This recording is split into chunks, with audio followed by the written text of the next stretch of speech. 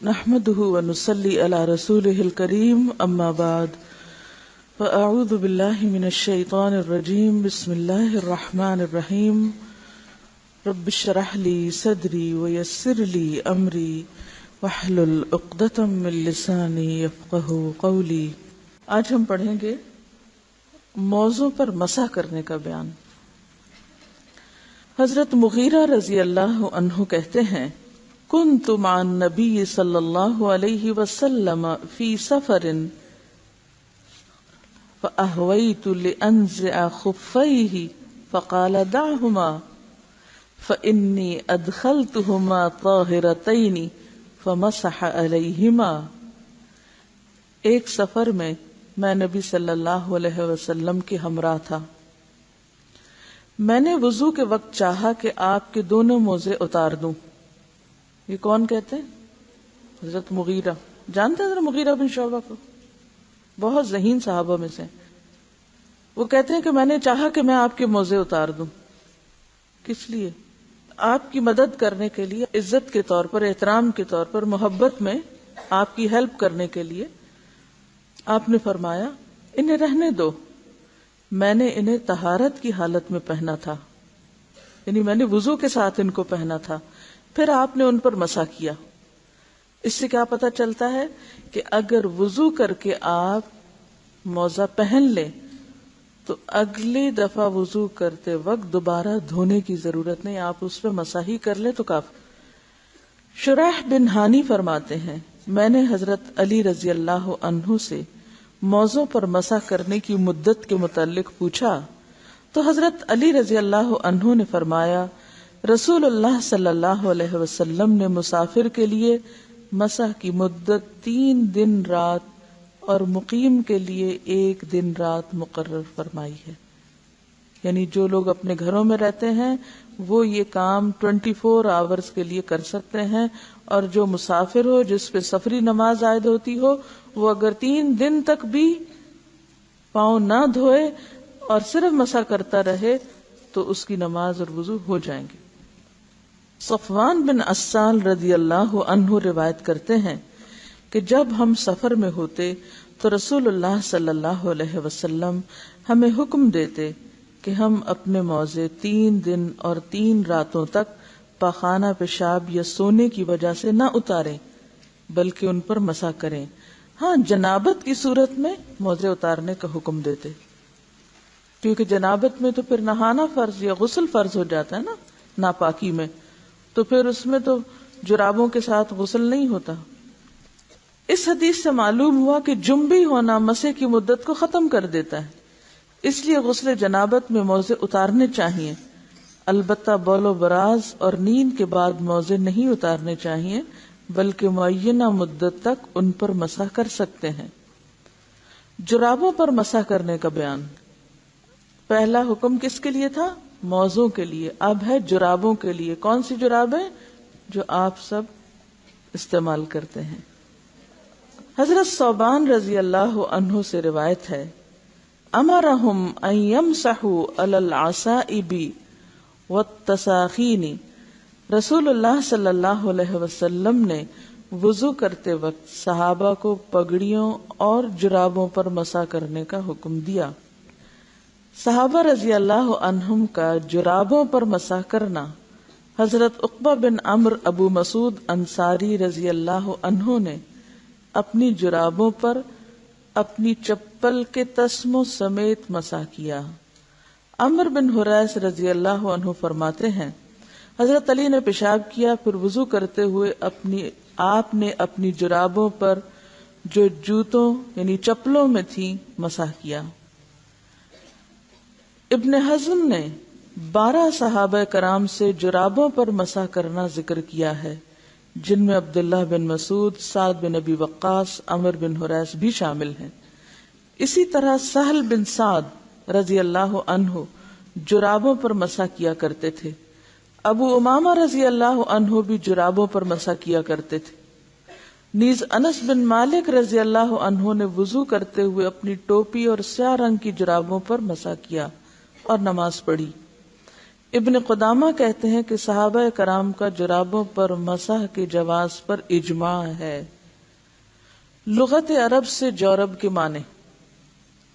لغت عرب کی معتبر کتاب قاموس، یعنی قاموس کتاب کا نام ہے، اسے قاموس عربی میں ڈکشنری کو کہتے ہیں، اس میں ہے ہر وہ چیز جو پاؤں پر پہنی جائے جورب ہے۔ ہر وہ چیز جو پاؤں پر پہنی جائے جورب ہے، چاہے چمڑے کی ہو، چاہے اون کی ہو، چاہے کاٹن کی ہو۔ تاج العروس میں ہے جو چیز لفافے کی طرح پاؤں پر پہن لے وہ جورب ہے۔ جو چیز لفافے کی طرح پاؤں پر پہن لے وہ جورب ہے۔ علامہ عینی لکھتے ہیں جورب بٹے ہوئے اون سے بنائی جاتی ہے اور پاؤں میں ٹخنے سے اوپر تک پہنی جاتی ہے۔ ٹھیک ہے، ٹخنے سے اوپر۔ عارضۃ الاحوزی میں شارح حدیث امام ابو بکر ابن العربی رحمت اللہ علیہ تحریر فرماتے ہیں جورب وہ چیز ہے جو پاؤں کو ڈھانپنے کے لیے اون کی بنائی جاتی ہے، یعنی وولن ساکس۔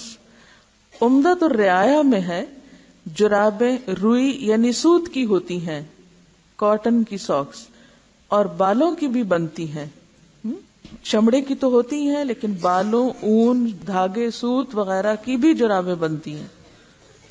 غایت المقصود میں ہے کہ جرابیں چمڑے کی، صوف کی اور سوت کی بھی ہوتی ہیں۔ پس ثابت ہوا کہ جورب لفافے یا لباس کو کہتے ہیں، وہ لباس خواہ چرمی ہو، چرمی چرم سے یعنی کھال کا ہو، سوتی ہو یا اونی، ہم اس پر مسح کر سکتے ہیں۔ کیونکہ بہت دن آپ نے یہ بحث سنی ہوگی کہ مسح صرف چمڑے کے موضع پر ہوتا ہے، لیکن یہاں سے کیا پتہ چلا کہ ہر وہ چیز جو لفافے کی طرح پہن لی جائے وہ جورب ہے۔ اب اس میں جو بڑی مشکل ہے وہ یہ کہ کتنی موٹی ہوں، کتنی باریک ہوں، یہ ہمیں شارع نے کوئی تعین کر کے نہیں بتایا کہ رنگ نظر نہ آئے اسکن کا یا اس کے اندر پانی نہ جائے، یہ شرائط لگائی نہیں گئی، لیکن احتیاط کا تقاضا یہی ہے کہ ایسی چیز جو لفافے کی طرح پاؤں کو ڈھانپ لے، یعنی تھوڑی بہت اگر اسکن نظر آ رہی ہے تو اور بات ہے، ورنہ جب ایک دفعہ پہن لی اور اس سے آپ گرمی حاصل کر رہے ہیں یا پاؤں کو پروٹیکٹ کر رہے ہیں تو اس کے بعد اس پر مسح ہو سکتا ہے۔ ہاں اگر پھٹی ہوئی ہیں اور خالی اسکن اندر سے نظر آئی تو اسکن کو تو دھونا چاہیے، وہ لفافہ تو نہ رہا، تو اس کا سلامت ہونا بھی ضروری ہے، اور اتنا زیادہ سوراخ نہیں ہونا چاہیے کہ جس سے پاؤں جو ہے وہ باہر نظر آ رہے ہوں۔ چھوٹا موٹا اگر کہیں کچھ ہلکا پھلکا لگ گیا ہے تو اس کو اگنور کیا جا سکتا ہے، لیکن بڑے سوراخ نہیں ہونے چاہیے۔ پگڑی پر مسح۔ حضرت عمر بن امیہ رضی اللہ عنہ روایت کرتے ہیں کہ رسول اللہ صلی اللہ علیہ وسلم نے پگڑی پر مسح فرمایا۔ اسی طرح بلال بیان کرتے ہیں کہ رسول اللہ صلی اللہ علیہ وسلم نے پگڑی پر مسح کیا، اور پیچھے ہم نے انس بن مالک کے بارے میں پڑھا کہ وہ اپنی ٹوپی پر، اور ٹوپی کی بھی بعض قسمیں ایسے ہوتی ہیں کہ جو پورے سر کو کور کر لیتی ہیں، تو اس پر مسح کیا۔ اب احتمال ہے کہ آپ مجھ سے پوچھیں گے کہ اسکارف پر مسح کریں یا نہ کریں، تو چونکہ نہیں ایسا کوئی لفظ ہے تو احتیاط اسی میں ہے، کیونکہ مسح فرائض میں سے ہے، تو بہتر ہے کہ آپ اسکارف کے اندر سے ہاتھ ڈال کے اندر ہی مسح کر لیں، ٹھیک ہے؟ کیونکہ عموماً لوگ کہتے ہیں کہ جب ہم سفر میں ہوتے ہیں یا راستے میں کہیں ہوں، ورنہ گھر میں تو کسی کو ضرورت نہیں ہوتی اسکارف کے اوپر مسح کرنے کی، سفر میں ہی عموماً مشکل ہوتی ہے، تو اس میں آپ تھوڑا سا اس کو کھول لیں، آگے کر لیں اور اپنا اطمینان کر لیں، کیونکہ صحابیات دوپٹے پر مسح نہیں کرتی تھیں یا ایسی کوئی روایت نہیں ہے، تو احتیاط بہتر ہے کیونکہ فرائض سے تعلق۔ نواقض وضو، یعنی وضو کن چیزوں سے ٹوٹتا ہے۔ حضرت ابن عمر رضی اللہ عنہ روایت کرتے ہیں کہ رسول اللہ صلی اللہ علیہ وسلم نے فرمایا لا تقبل صلاة بغیر طہور، وضو کے بغیر نماز قبول نہیں کی جاتی۔ حضرت ابو ہریرہ رضی اللہ عنہ سے روایت ہے کہ رسول اللہ صلی اللہ علیہ وسلم نے فرمایا جس شخص کا وضو ٹوٹ جائے جب تک وہ وضو نہ کرے اللہ تعالیٰ اس کی نماز قبول نہیں کرتا۔ اب کن چیزوں سے وضو ٹوٹتا ہے؟ مزی خارج ہونے سے وضو ٹوٹنا، حضرت مقداد رضی اللہ عنہ نے رسول اللہ صلی اللہ علیہ وسلم سے دریافت کیا کہ مزی خارج ہونے سے غسل واجب ہوتا ہے یا نہیں، تو آپ نے فرمایا مزی خارج ہونے سے غسل واجب نہیں ہوتا، اپنا عضو مخصوص دھو ڈال اور وضو کر، یعنی استنجا کرنا کافی ہے، نہانا ضروری نہیں۔ اس میں آپ دیکھیے کہ وضو ٹوٹنے میں ایک اہم اصول اگر آپ یاد رکھ لیں تو اس میں بہت سے مسئلے حل ہو جائیں، کیونکہ ابھی میں نے اس کا ذکر کیا تو آپ کہیں گے لکوریا میں کیا ہوتا ہے، تو کبھی کوئی اور بیماری کا نام لے آئیں گے، کبھی بواسیر کی بات کریں گے، کبھی کسی اور چیز کی بات کریں گے۔ تو ایک اہم اصول ہے کہ سبیلین سے جو کچھ بھی نکلتا ہے اس سے وضو ٹوٹ جاتا ہے۔ سبیلین دو راستوں کو کہتے ہیں، یعنی جو یورین کا راستہ ہے یا پخانے کا راستہ ہے، اس میں سے کچھ بھی نکلے، چاہے وہ خون نکلے، چاہے وہ پانی نکلے، چاہے وہ چپکتا ہوا پانی ہو، چاہے وہ لیکوریا کہیں اس کو، کوئی بھی نام آپ اس کو دیں، یا ایون ہوا خارج ہو، تو اس سے وضو ٹوٹ جاتا ہے۔ یہ ایک اہم ترین اصول ہے، اگر آپ کو یہ یاد رہے تو پھر ہر ایک نئے نام کے ساتھ کچھ سوال کرنے کی ضرورت پیش نہیں آئے گی۔ تو کچھ بھی نکلے جو جسم پر محسوس ہو تو اس کو دھو کر، یا اگر دھونے کا موقع نہ ہو تو ٹشو سے صاف کر کے، میں اس لیے موقع کی بات کر رہی ہوں کہ عام طور پہ گھر میں تو سہولت ہوتی ہے، لیکن بعض اوقات آپ سفر میں ہیں، استنجے کا موقع نہیں ہوتا، تو ایسی صورت میں ایسی خواتین جن کو مسلسل ایسا ڈسچارج ہوتا ہے، وہ پیڈ یا ٹشو استعمال کر کے وضو سے پہلے اس کو ہٹا دیں اور تازہ وضو کر لیں، چاہے ان کا ویسے وضو ہو بھی۔ تو چونکہ سبیلین سے کچھ بھی نکلے تو وضو نہیں رہتا، اس لیے اس نجاست کو صاف کرنا بھی ضروری ہے اور اس کے ساتھ دوبارہ وضو کرنا بھی۔ شرمگاہ کو ہاتھ لگانے سے وضو ٹوٹنا، نبی صلی اللہ علیہ وسلم نے فرمایا جو شخص شرمگاہ کو ہاتھ لگائے پس وہ وضو کرے۔ مثلا آپ کا پہلے وضو تھا، پھر آپ کو پیشاب کی تو ضرورت پیش نہیں آئی، لیکن آپ نے ویسے ہی اپنی کوئی تری تھی یا کوئی نمی تھی، اس کو آپ صاف کرنے کے لیے ٹشو استعمال کرے تھے، آپ کا ہاتھ دوبارہ لگ گیا تو اس سے بہتر ہے کہ پھر آپ وضو کریں۔ نیند سے وضو، حضرت علی رضی اللہ عنہ روایت کرتے ہیں کہ رسول اللہ صلی اللہ علیہ وسلم نے فرمایا دونوں آنکھیں سرین کی سربند یعنی تسمہ ہیں، یعنی آنکھیں جو ہیں وہ انسان کے اس راستے کے لیے ایک تسمے کا کام دیتی ہیں، بس جو شخص سو جائے اس سے چاہیے کہ دوبارہ وضو کرے، کیونکہ ہوتا ہی ہے کہ جب انسان سو جاتا ہے تو وہ بالکل غافل ہو جاتا ہے، اس کے جسم سے کیا نکل رہا ہے، کیا ہو رہا ہے، اسے کچھ بھی یاد نہیں ہوتا کہ وہ کس حال میں تھا۔ لہذا سونے پر انسان کا وضو ختم ہو جاتا ہے تو دوبارہ وضو کیا جائے۔ حضرت ابو ہریرہ رضی اللہ عنہ فرماتے ہیں کہ جو شخص سو جائے اس پر وضو واجب ہے۔ حضرت انس رضی اللہ عنہ فرماتے ہیں اصحاب رسول صلی اللہ علیہ وسلم نماز عشاء کے انتظار میں بیٹھے بیٹھے اونگتے تھے اور وضو کیے بغیر نماز ادا کر لیتے تھے۔ اس سے کیا پتہ چلتا ہے کہ اگر کوئی شخص بیٹھا ہے تو بیٹھنے کی پوزیشن میں عموماً انسان کے جسم سے کچھ نہیں نکلتا، جیسے آپ نماز کے لیے انتظار کر رہے ہیں، صف میں بیٹھے ہوئے اور اتنے میں آپ کو ہلکی سی اونگ آ جاتی ہے اور آپ کا سر نیچے ہو جاتا ہے، تو اس سے فرق نہیں پڑے گا۔ ہاں اگر آپ ٹیک لگا کے آرام سے سو گئے، کونی ٹکا کے یا کمر پیچھے لگا کے، تو اس سے پھر آپ کو دوبارہ وضو کرنا ہوگا۔ جب تک آپ کی ٹیک نہیں کہیں، آپ بالکل اسٹریٹ سیدھے بیٹھے ہوئے ہیں اور صرف گردن لڑکی ہے یا آنکھوں میں تھوڑی سی اونگ آ گئی ہے تو اس سے وضو نہیں ٹوٹتا۔ ہم پڑھ رہے تھے کہ کن چیزوں سے وضو ٹوٹ جاتا ہے، نواقض وضو، کیونکہ وضو کے بغیر نماز نہیں ہوتی۔ تو پہلی چیز ہم نے پڑھی مزی خارج ہونے سے، دوسری چیز استنجا کرنے سے یا شرمگاہ کو ہاتھ لگانے سے، تیسری چیز سو جانے سے، اور چوتھی چیز ہے ہوا خارج ہونے سے۔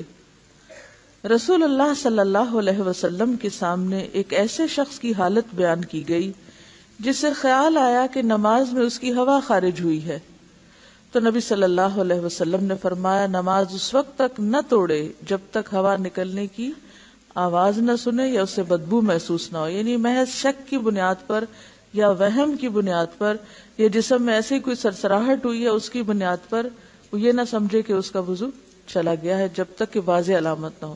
اب بعض اوقات یہ دو علامتیں بہت واضح نہیں ہو سکتی، لیکن انسان کو یہ پتہ چل جاتا ہے کہ اس کے جسم سے ہوا نکلی ہے تو اس وقت اس کا وضو نہیں رہے گا، لیکن محض وہم کی بنیاد پر نماز نہیں توڑنی چاہیے، کیونکہ بعض لوگ وضو کر ہی نہیں پاتے، 10 15 دفعہ وضو کرتے رہتے ہیں کہ شاید ان کے جسم سے پھر کچھ نکل آیا، تو وہ صرف شیطان کا وسوسہ ہوتا ہے، اس کو اہمیت نہیں دینی چاہیے، بس ایک دفعہ صحیح طور پر وضو کر لینا چاہیے، اور اگر یہ 2 علامتیں محسوس ہوں وضو کے دوران یا پھر نماز کے دوران تو دوبارہ وضو کر لینا چاہیے۔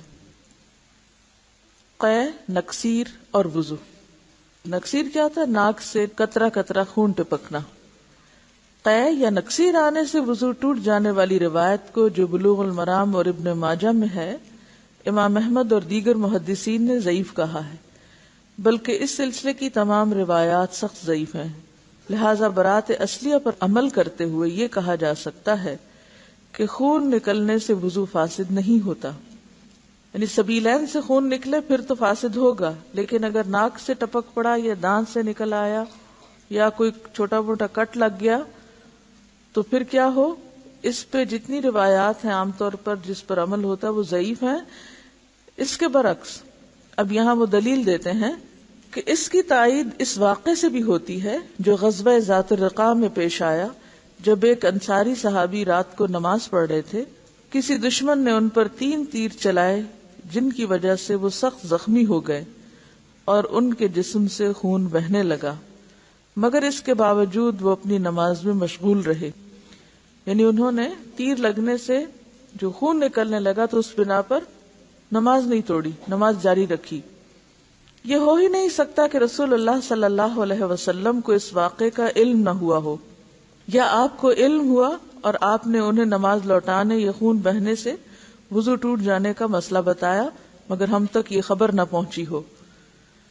ٹھیک ہے، یعنی یہ اتنا اہم واقعہ تھا کہ ایسا نہیں ہو سکتا کہ ایک صحابی کو تیر لگے ہوں اور آپ کو بتایا نہ گیا ہو، اور پھر یہ نہ بتایا گیا کہ وہ اس وقت نماز پڑھ رہے تھے، اور پھر یہ ہے کہ آپ نے انہیں یہ نہ کہا ہو کہ تم نے نماز کیوں جاری رکھی۔ تو یہ نہیں ہو سکتا کہ اتنی بڑی بات ہو اور ہمیں کسی نے پہنچائی نہ ہو یا یہ ذکر نہ کی ہو۔ پھر اگلی روایت ہے، اسی طرح جب حضرت عمر رضی اللہ عنہ زخمی کیے گئے تو آپ اسی حالت میں نماز پڑھتے رہے حالانکہ آپ کے جسم سے خون جاری تھا، یعنی جب آپ کی شہادت ہوئی ہے تو اس موقع پر جب آپ کو زخمی کیا گیا تو اس وقت بھی آپ نے نماز نہیں توڑی حالانکہ خون نکل رہا تھا۔ تو اگر نماز جاری رکھی تو اس کا مطلب یہ تھا کہ خون نکلنے سے ان کے خیال میں وضو نہیں ٹوٹا۔ اس سے معلوم ہوا کہ خون کا بہنا ناقض وضو نہیں ہے۔ رسول اللہ صلی اللہ علیہ وسلم نے فرمایا کہ اگر نماز میں وضو ٹوٹ جائے تو ناک پر ہاتھ رکھ کر لوٹو، وضو کرو اور پھر نماز پڑھو۔ یعنی اگر جماعت میں آپ نماز پڑھ رہے ہیں اور آپ کو وضو نہیں رہا اور آپ صف توڑ رہے ہیں نکلنے کے لیے کیونکہ اب آپ نماز جاری نہیں رکھ سکتے، تو اب کیا ہوگا؟ آپ ایسے ہی نہیں نکلے بلکہ آپ اپنے ناک پر ہاتھ رکھ لیں جس سے دوسرے نمازیوں کو یہ پتہ چل جائے کہ آپ وضو باقی نہ رہنے کی وجہ سے صف توڑ کے نکل رہے ہیں اور آپ کو وضو کی ضرورت ہے تو آپ کو جگہ دی جائے۔ تیمم کا بیان۔ پانی نہ ملنے کی صورت میں طہارت کی نیت سے پاک مٹی کا قصد کر کے اسے اپنے ہاتھوں اور منہ پر ملنا تیمم کہلاتا ہے۔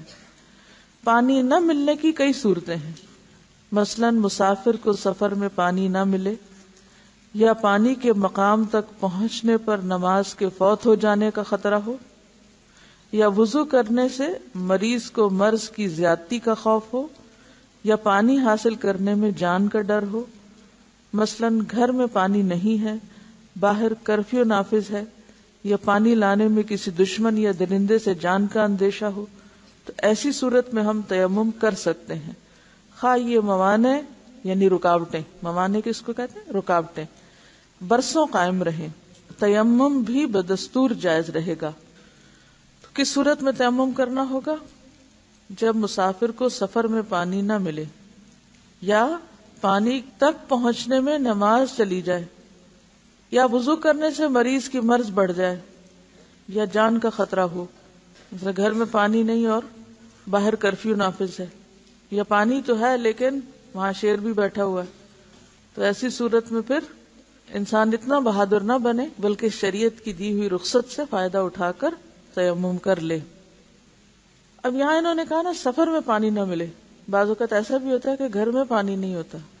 کچھ علاقے ایسے ہوتے ہیں کہ جہاں سرکاری پانی آتا ہے تو اس صورت میں بعض اوقات پانی کی سپلائی بند ہو جاتی کسی وجہ سے, یا پانی زہریلا ہو گیا یا کوئی بھی وجہ ہوئی.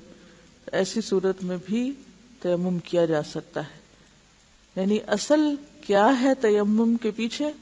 نمبر 1 پانی کا نہ ملنا, اور نمبر 2 مرض میں اضافے یا زندگی جانے کا ڈر. فرض ہو یا سنت ہو یا نفل ہو, کوئی بھی نماز ہو, اگر دوران نماز وضو نہ رہے تو نماز چھوڑ دیں. خواہ آپ آخری اتحیات پر ہی بیٹھے ہوں, سلام سے پہلے اگر وضو ٹوٹ گیا تو آپ کی نماز بھی چلی گئی. اب آپ کو دوبارہ ساری نماز پڑھنی ہے. یعنی آپ یہ نہیں کر سکتے کہ آپ نے 2 رکعت نماز پڑھی تھی, اتنے میں وضو ٹوٹ گیا, آپ گئے وضو کیا اور آ کے تیسری رکعت شروع کر دی. نہیں, شروع سے ہی نماز ہو. رسول اللہ صلی اللہ علیہ وسلم نے فرمایا السعید الطیب وضوء المسلم ولو الی 10 سنین. پاک مٹی مسلمانوں کا وضو ہے اگرچہ 10 برس پانی نہ پائے. یہ جملہ کیا ہے؟ حدیث ہے. کس کا فرمان ہے؟ رسول اللہ صلی اللہ علیہ وسلم کا. تو بات یہ ہے کہ یہ رخصت ہمیں کس نے دی کہ آپ سال ہر سال تیمم کر سکتے ہیں اگر پانی نہ ہو؟ رسول اللہ صلی اللہ علیہ وسلم نے خود دی ہے. کتنی بڑی دلیل ہے ہمارے سامنے. جنابت کی حالت میں تیمم یعنی ناپاکی میں تیمم. حضرت عمران رضی اللہ عنہ روایت کرتے ہیں کہ ہم رسول اللہ صلی اللہ علیہ وسلم کے ساتھ سفر میں تھے. آپ نے لوگوں کو نماز پڑھائی. جب نماز سے پھرے یعنی سلام پھیرا تو اچانک آپ کی نظر ایک آدمی پر پڑی جو لوگوں سے الگ بیٹھا ہوا تھا, اور اس نے لوگوں کے ساتھ نماز نہیں پڑھی تھی. رسول اللہ صلی اللہ علیہ وسلم نے اس سے پوچھا, اے فلاں, لوگوں کے ساتھ نماز پڑھنے سے تجھے کس چیز نے روکا؟ اس نے کہا, مجھے جنابت پہنچی اور پانی نہ مل سکا, یعنی میں ناپاک تھا. آپ نے فرمایا, تجھ پر مٹی لازم ہے, یعنی مٹی سے تیمم کرنا لازم ہے, پس وہ تیرے لیے کافی ہے. یعنی اگر پانی نہیں تھا, نہیں نہا سکے تو تیمم کر لیتے. حضرت ابن عباس فرماتے ہیں کہ سردی کا موسم تھا, ایک آدمی کو غسل جنابت کی ضرورت پیش آئی. اس نے اس بارے میں دریافت کیا تو اسے غسل کرنے کو کہا گیا. اس نے غسل کیا جس سے اس کی موت واقع ہوگی, ٹھنڈ لگ گئی ہوگی اس کو. جب اس واقعے کا ذکر رسول اللہ صلی اللہ علیہ وسلم سے کیا گیا تو آپ نے فرمایا, ان لوگوں نے اسے مار ڈالا, اللہ ان کو مارے. بے شک اللہ تعالیٰ نے مٹی کو پاک کرنے والا بنایا ہے, وہ تیمم کر لیتا. تو اس سے کیا پتہ چلتا ہے کہ سردی کا موسم ہو, پانی سخت ٹھنڈا ہو, اور آپ کو یقین ہو کہ اس ٹھنڈے پانی سے آپ بیمار پڑیں گے اور بیماری زیادہ ہو سکتی, یا یہ کہ آپ پہلے سے ہی بیمار ہیں اور بیماری میں اضافہ ہو جائے گا, تو ایسی صورت میں اپنی جان کو ہلاکت میں ڈال کے وضو اور غسل جو ہے وہ درست نہیں, بلکہ اس کے برعکس کیا کرنا چاہیے؟ تیمم کر لینا چاہیے. اگر کسی نے ایسا کیا اور وہ مر گیا تو یہ ایک طرح سے خودکشی ہوگی, اور اگر کسی ایسے مفتی نے دین کے معاملے میں اتنی سختی کی اور ایسا مسئلہ بتایا تو وہ اس کا قاتل ٹھہرا. یہ عام نارمل ٹھنڈے کی بات نہیں ہو رہی ہے, سورج نکلا ہوا ہے, دھوپ ہے اور آپ کیا ہے ٹھنڈا پانی ہے تو میں تیمم کر لوں. یہ اس ٹھنڈ کی بات ہے کہ جس میں برف باری ہو رہی ہے باہر, یا یہ کہ سخت سردی کا موسم ہے, کوئی نہ سورج ہے نہ آگ مناسب ہے تاپنے کے لیے, سیکنے کے لیے, اور نہانے سے آپ کا جسم ایسا ٹھنڈا ہو جائے کہ آپ مرنے والے ہو جائیں یا آپ کی بیماری بڑھ جائے, تو وہ درست نہیں ہے. تو ایسی صورت میں وضو اور نہانے دونوں کے لیے تیمم کافی ہو جائے گا. حضرت عبداللہ بن عمر رضی اللہ عنہ نے فرمایا, اگر زخم پر پٹی بندھی ہوئی ہو تو وضو کرتے وقت پٹی پر مسح کر لے اور ارد گرد کو دھو لے. معلوم ہوا کہ اگر کسی کمزور یا بیمار آدمی کو احتلام ہو جائے اور غسل کرنا اس کے لیے ہلاکت یا بیماری کا موجب ہو تو اسے تیمم کر کے نماز پڑھ لینی چاہیے۔ نیز یہ بھی ثابت ہوا کہ زخموں اور پھوڑوں وغیرہ پر مسح کر لینا درست ہے۔ محتلم یعنی احتلام والا، حائضہ اور نفاس سے فارغ ہونے والی عورتیں۔ نفاس کیا ہوتا ہے؟ بچے کی پیدائش کے بعد حیض ہی کی طرح خون کا جاری رہنا، جو عام طور پر اس کی مدت 40 دن ہوتی ہے، جس میں کمی بیشی اوپر نیچے ہوتا رہتا ہے۔ وہ شخص بھی یعنی نفاس سے فارغ ہونے والی عورت، وہ بھی وقت ضرورت تیمم کر کے نماز پڑھ سکتی ہے۔ یہ نہیں کہ ہر شخص تیمم شروع کر دے۔ مراد یہ ہے کہ ایک خاتون کو نہانا تھا، غسل واجب تھا، اب جس وقت وہ پاک ہوئی ہے، نہانا چاہتی ہے، اگر وہ رات کو سونے سے پہلے پاک ہوگی تو نہا کے سونا چاہیے، لیکن اگر وہ سمجھتی ہے کہ صبح میں پاک ہو رہی، نماز کا وقت ابھی داخل ہے، کیونکہ آپ کو معلوم ہے کہ اگر نماز کے وقت کے اندر آپ کا خون بند ہو جاتا ہے تو اس صورت میں کیا ضروری ہے؟ نہانا ضروری ہے، چاہے 15 منٹ نماز میں رہتے ہو یا 10 منٹ رہتے ہو۔ مثلا سورج غروب ہونے میں 10 منٹ ہے اور آپ صاف ہو چکے ہیں، تو اب آپ کو فوری طور پر نماز پڑھنی چاہیے۔ اب آپ کو یہ ہے کہ اگر میں نے نہانا شروع کر دیا تو 10 منٹ میں نماز نکل جائے گی، تو بہتر کیا ہے؟ آپ تیمم کر کے نماز پڑھ لیں اور پھر ساتھ ہی غسل کر لیں تاکہ اگلی نماز تک آپ پاک ہو جائیں۔ اگر آپ غور سے سنیں تو بہت سی چیزیں اسی میں ہی واضح ہو جائیں گی۔ اس وقت آپ کی بھرپور توجہ کی ضرورت ہے، ادھر ادھر دماغ بھٹکنے نہ دیں، کیونکہ یہ آپ کے پاک اور ناپاک ہونے کے مسائل ہیں جن میں غلو، افراط اور تفریط نقصان دہ۔ افراط اور تفریط کیا ہے؟ دونوں انتہاؤں کی طرف نکل جانا، یا تو یہ ہے کہ مصیبت کے مارے بھی نہاتے رہنا، اور یا یہ ہے کہ آپ سب کچھ ہوتے ہوئے بھی غفلت اور سستی برتیں۔ اور یہ دیکھیے کہ ہر انسان کی پھر اپنی سمجھ بھی اس میں ضروری ہے، کیونکہ کتنے بھی کوئی فتوی آپ کو دے دے، پھر آپ اپنے دل سے پوچھیں گے کہ اس وقت میں کس کام کے قابل ہوں، میں کسی بھی چیز کا بندوبست کیسے کر سکتی ہوں۔ مثلا پانی کتنے درجے کا ٹھنڈا ہے یہ کوئی نہیں آپ کو ٹیسٹ کر کے بتائے گا، نہ آپ کسی ڈاکٹر کو اس وقت کال کریں گے کہ آپ ذرا ٹیسٹ کیجئے مجھے بھی اور اس پانی کو بھی کہ کیا میں اب اس سے نہا سکتی ہوں اور میں مروں گی تو نہیں اس سے نہا کے۔ یہ آپ کو خود ہی دیکھنا ہوگا، کیونکہ ہر انسان اپنی ذات کو، اپنے حالات کو، اپنے مزاج کو خود زیادہ بہتر سمجھتا ہے، اور ہر انسان کا معاملہ اللہ کے ساتھ ہے۔ اس لیے اس معاملے میں سب سے بہتر مفتی اپنے لیے آپ خود ہیں۔ دین کی حدود جان لیجئے کہ رخصتیں کہاں ہیں اور پابندیاں کہاں ہیں، کہاں آپ رخصت کے تحت آتے ہیں اور کہاں آپ کو مشقت کر کے پابندی بھی کرنی ہے شریعت کی۔ تیمم کا طریقہ، حضرت عمار رضی اللہ عنہ بیان کرتے ہیں کہ وہ سفر کی حالت میں جنبی ہو گئے، پانی نہ ملنے کی وجہ سے خاک پر لوٹے، یعنی پورا جسم انہوں نے خاک پر لوٹ پوٹ کیا، گویا وہ مٹی سے نہا رہے ہوں، اور نماز پڑھ لی۔ پھر سفر سے آ کر یہ حال رسول اللہ صلی اللہ علیہ وسلم کے سامنے بیان کیا تو آپ نے فرمایا تمہارے لیے صرف یہی کافی تھا۔ وَضَرَبَ بِيَدَيْهِ إِلَى الْأَرْضِ فَنَفَضَ يَدَيْهِ فَمَسَحَ وَجْهَهُ وَكَفَّيْهِ، اور پھر نبی اکرم صلی اللہ علیہ وسلم نے دونوں ہاتھ زمین پر مارے۔ آپ نے کیسے تیمم سکھایا؟ دونوں ہاتھ زمین پر مارے اور ان پر پھونک ماری، پھر ان کے ساتھ اپنے منہ اور دونوں ہاتھوں پر مسح کیا، یعنی الٹے ہاتھ سے سیدھے ہاتھ پر اور سیدھے ہاتھ سے الٹے ہاتھ پر، پھر دونوں ہاتھوں سے چہرے کا مسح کیا۔ تو گویا پہلے ہاتھ اور پھر چہرہ، کیسے؟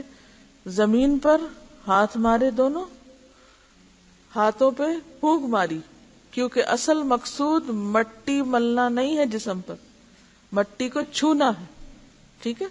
مٹی کو چھوا، زمین پہ ہاتھ مارا، مٹی کو چھوا یا دیوار پہ مارا۔ تیمم کس طرح؟ زمین پر یا دیوار پر یا کسی پتھر پر جس پہ کچھ گرد وغیرہ ہو، ہاتھ مارا، ہاتھ کو مٹی لگ گئی، مٹی کو اڑانا ہے پھونک مار کے، اس کے بعد کیا کرنا ہے؟ الٹے ہاتھ سے دائیں ہاتھ کا اور دائیں ہاتھ سے الٹے ہاتھ کا مسح کر کے پھر اس کے بعد دوبارہ نہیں مٹی ملنی، اسی ہاتھ کو چہرے پہ مل لینا ہے۔ دلیل یہ دی ہوئی ہے، بخاری کی حدیث ہے، قرآن مجید کے حکم فَتَيَمَّمُوا صَعِيدًا طَيِّبًا کی روح سے تیمم پاک مٹی سے کرنا چاہیے۔ تیمم جیسے مٹی سے جائز ہے، اسی طرح شور والی زمین اور ریت سے بھی جائز ہے۔ شور والی زمین وہ جس کے اوپر وہ وائٹ وائٹ سا نکلا ہوتا ہے، یعنی پیور مٹی نہیں ہوتی، کلر والی زمین یا اس کے اندر کوئی اور کیمیکلز ہوں یا کچھ اور ملا جلا ہو، یعنی بالکل پیور ڈسٹ نہ بھی ہو، اس میں کچھ تھوڑی بہت اور چیز مل گئی ہو تو بھی چونکہ وہ زمین ہی کی ہے اس لیے اس پر تیمم ہو سکتا ہے، لیکن اس میں پاؤڈر شامل نہیں ہے کہ آپ ٹیلکم پاؤڈر لے کر اس کو مٹی کے درجے پہ رکھ کے آپ اس سے تیمم شروع کر دیں، کیونکہ پاؤڈر کے اندر وہ خصوصیت نہیں ہے جو مٹی کے اندر ہے، کیونکہ مٹی میں بہت سی حکمتیں ہیں، اس میں ایسی چیزیں پائی جاتی ہیں کہ جو بہت سے بیکٹیریاز کو ختم کرنے والی اور واقعی پاک کرنے والی، یعنی مٹی پاک کرنے والی چیزوں میں سے ہے۔ ایک تیمم سے وضو کی طرح کئی نمازیں پڑھ سکتے ہیں، کیونکہ تیمم وضو کا قائم مقام ہے، یعنی ایک دفعہ تیمم کر لیا اور آپ کا وضو نہیں ٹوٹا، آپ اسی تیمم سے اگلی نماز بھی پڑھ سکتے ہیں، کیونکہ یہ وضو ہی کی طرح ہے۔ ٹھیک ہے، دیکھیے ٹائلز جو ہیں وہ پکی ہوئی مٹی ہے، یہاں صعیداً طیباً ہے۔ پکی ہوئی مٹی جیسے گھڑا ہے یا جیسے ٹائل ہے، تو ٹائل جو ہے اس پر تو کچھ بھی نہیں، وہ تو ایسے ہی جیسے آپ کسی لکڑی پہ ہاتھ پھیر لیں۔ ایسے میں ہونا کیا چاہیے کہ آپ کہیں سے بھی مٹی لے کے ایک چھوٹا سا پیڑا سا اس کا بنا رکھیں یا کسی چھوٹے سے ڈبے میں ڈال کے رکھ لیں، جیسے گھر میں کوئی بیمار ہوتے، بزرگ ہوتے ہیں نا، بعض اوقات بوڑھے لوگ ہوتے ہیں تو ان کو پھر مشکل ہوتی ہے، تو ایسے لوگوں کو کسی پاٹ میں مٹی ڈال کے رکھ لینی چاہیے۔ اور بعض لوگوں کو میں نے دیکھا اینٹ کے اوپر کر رہے ہوتے، تو اینٹ کے اوپر ہاتھ پھیرنے سے تو کچھ بھی ہاتھ کو نہیں لگتا اور اس میں وہ فیلنگ ہی نہیں آتی کہ آپ نے مٹی کو چھوا۔ ٹھیک، گاڑی پہ پڑی ہوئی ڈسٹ بھی اس میں آ سکتی ہے کیونکہ وہ بھی صحیح یعنی کہ مٹی کو ہی چھو رہے ہیں آپ۔ پھر اسی طرح میں یہ چاہوں گی کہ اس قسم کے جو فقہی سوالات ہیں آپس میں بھی ایک دوسرے سے کر کے ڈسکس کیا کریں، یعنی باہم جب آپ کہیں بیٹھے ہوں، کھڑے ہوں، کہیں انتظار کر رہے ہوں، بریک میں بیٹھے ہوں، کچھ کھا پی رہے ہوں، تو آپس میں بھی ایک دوسرے سے سوال کریں، ٹھیک ہے، تاکہ آپ کا ذہن کھلے، آپ کا شعور بیدار ہو۔ مسح کا طریقہ کیا ہے؟ بعض لوگ صرف اوپر سے ہاتھ پھیرنے کو کہتے ہیں اور بعض لوگ نیچے اور اوپر دونوں طرف سے پھیرنے کو۔ تو اصل بات صرف اتنی ہے کہ دائیں ہاتھ کو پانی سے تر کر لیں اور صرف پاؤں کے اوپر سے سیدھا انگلیوں سے لے کر جہاں پاؤں کی حد ختم ہوتی ہے وہاں تک آپ صرف ایک دفعہ ہاتھ پھیر لیں، اتنا کافی ہے۔ دوسری بات یہ تھی کہ کیا صرف سردی یا بیماری یا سفر کی وجہ سے مسح کیا جائے گا یا عام حالات میں بھی کر سکتے ہیں؟ تو عام حالات میں بھی کر سکتے ہیں بغیر کسی عذر اور مجبوری کے، یہ دین کی رخصت ہے۔ اگر کسی کو ایسی بیماری ہو کہ ایک وضو سے ایک نماز بھی پوری نہ کر پائے تو اس کے بارے میں کیا حکم ہے؟ اسی سے ملتا جلتا سوال ایک اور بھی ہے، اور اس میں بھی کسی کو لیکوریا ہو اور نماز کے لیے تازہ وضو کر کے نماز پڑھنی شروع کی اور درمیان میں فیل ہوا کہ پھر ڈسچارج ہو گیا تو اب کیا کریں؟ تو اس میں حکم یہ ہے کہ ایک دفعہ ایک وضو سے نماز آپ شروع کریں، کیونکہ یہ آپ کے کنٹرول میں نہیں ہے، اور ہر نماز کے لیے نیا وضو کر لیں۔ کیا ٹخنوں سے نیچے تک والی ساکس پہ مسح کیا جا سکتا ہے؟ دیکھیے ساکس وہی ہیں جو ٹخنے آپ کے ڈھانپ لیں۔ تو اصول یاد رکھیے، جب آپ کو چیز پڑھائی جا رہی ہوتی ہے نا تو اس میں آپ اصل پر غور کیجئے کہ کہا کیا جا رہا ہے، اور اس کے تحت جو کچھ آتا ہے وہ تو ٹھیک ہے، اور اگر اس کے علاوہ ہمارے ذہنی خلل میں کہیں کچھ ایسی چیزیں آ رہی تو ان کو کنٹرول بھی کرنے کی کوشش کریں۔ اس کا یہ مطلب نہیں کہ آپ سوال نہ کریں، اگر آپ میں سے ہر ایک سوال کرے گا تو میں اس کو بھی اپریشیٹ کروں گی، لیکن سوال کرنے سے پہلے شعور سے کام لیں کہ جو کچھ پڑھا ہے اس کو 1 2 3 4 دفعہ پڑھیں، پھر بھی اگر سمجھ نہ آئے تو پھر سوال کریں، اور یہ دیکھیں کہ آپ کا سوال کا جواب جو پڑھایا گیا اس کے اندر ہے یا نہیں، اور آپ دیکھیں کہ اسی کے اندر موجود ہے۔ بعض اوقات جب استاد پڑھا رہا ہوتا ہے ہم سوچتے نہیں، توجہ نہیں کرتے، جو پڑھا چکتا ہے پھر ہم سوال لکھتے ہیں وہ فلاں لائن کو دوبارہ واضح کر دے، بھی جب وہ لائن واضح ہو رہی تھی اس وقت آپ کہاں تھے؟ تو پوری توجہ سے بیٹھا کریں اور سوال وہ کریں جو واقعی سوال ہو، ٹھیک ہے؟ اوکے، وآخر دعوانا ان الحمد للہ رب العالمین، سبحانک اللہم وبحمدک، نشہد ان لا الہ الا انت، نستغفرک ونتوب الیک۔